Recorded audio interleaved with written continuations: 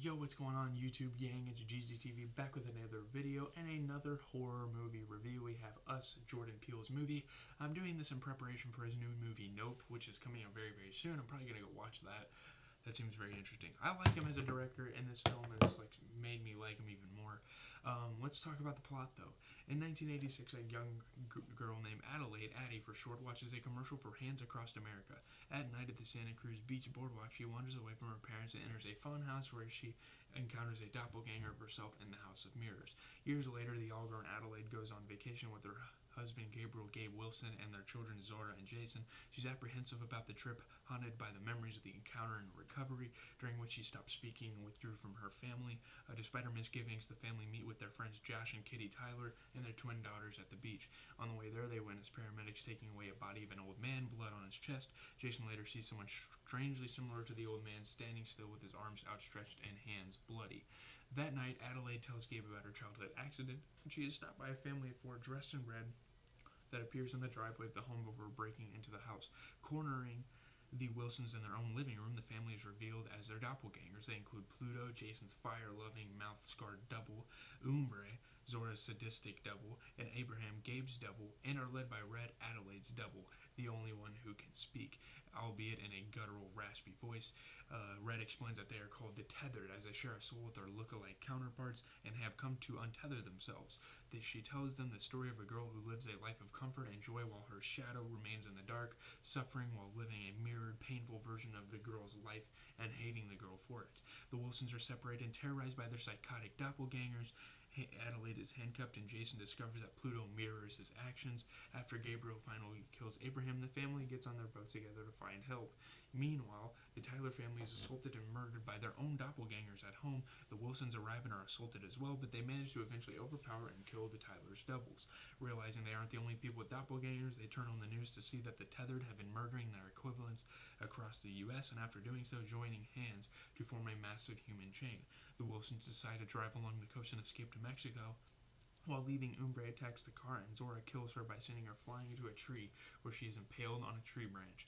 Arriving at the boardwalk, the Wilsons find the townspeople already slaughtered. They also find the road blocked by a burning car. Jason, realizing it is a trap set by Pluto, orders everyone out of the car.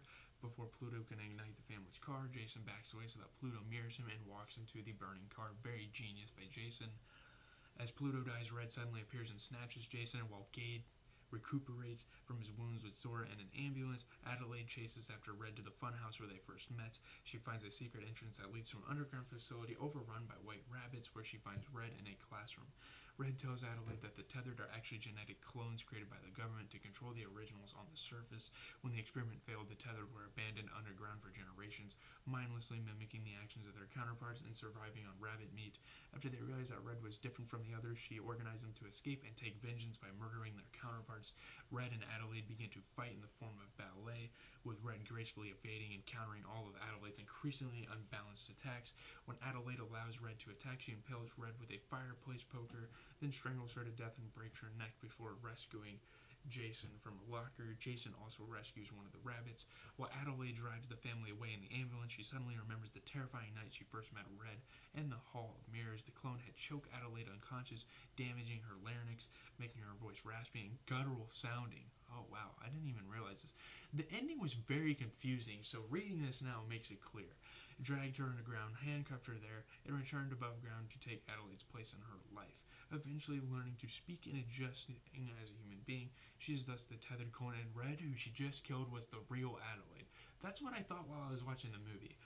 Jason looks suspiciously at his mother, who merely gives him a sly smile. A final aerial shot shows that the Tethered have formed a human chain, replicating the Hands Across America demonstration, stretching across the United States as helicopters hover overhead. So, the government set this up. The government wanted it to happen. So, I mean, the police try to take action, but I don't know why they do, because, again, the government set it up to happen.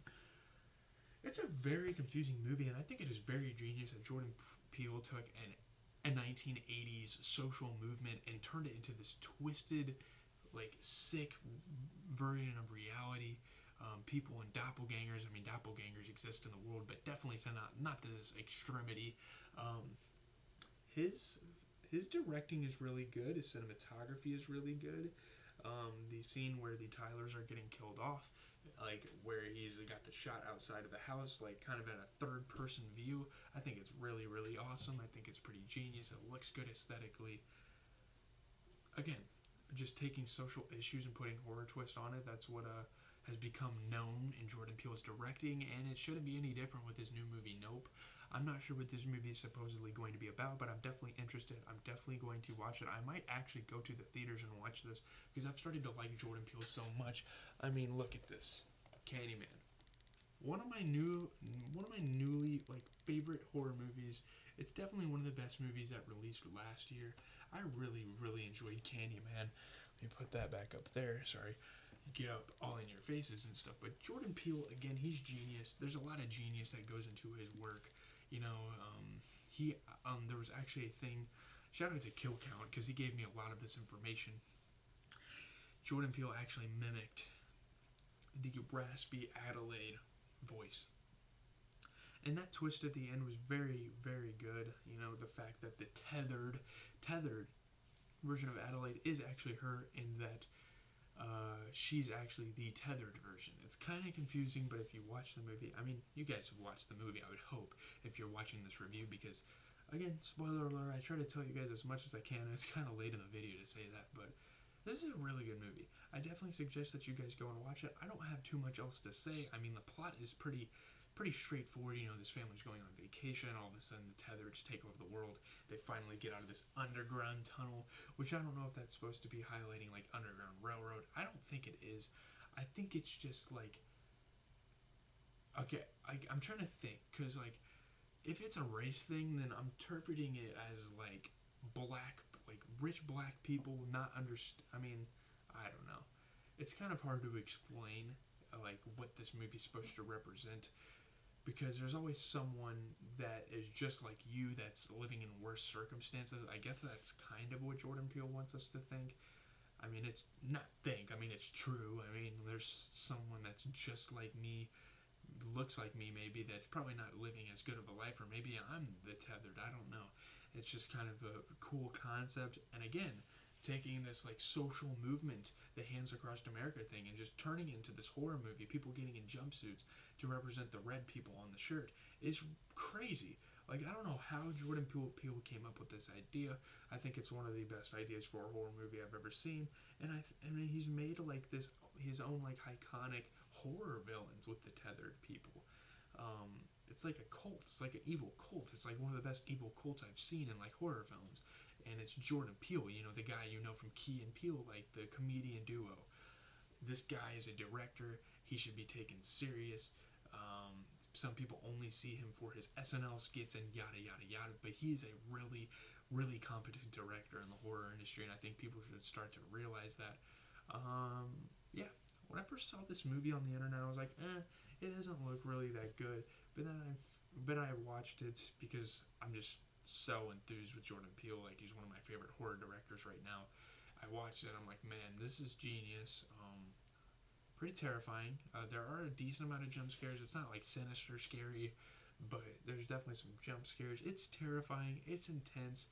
Yeah, it definitely has the necessary twist that makes horror movies good. Um, I don't know. I don't really know what else to say.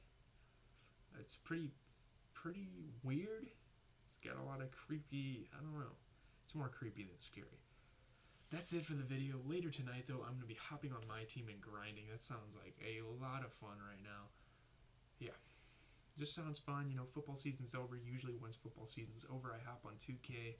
I really like doing these horror review videos, and if you guys want more of those, please give me some feedback, because I would love to. I love explaining what I think of movies. I love reviewing stuff. That's just overall one of the main premises of my channel is reviewing stuff. You know, reviewing music, movies, whatever. Sports, talking about sports.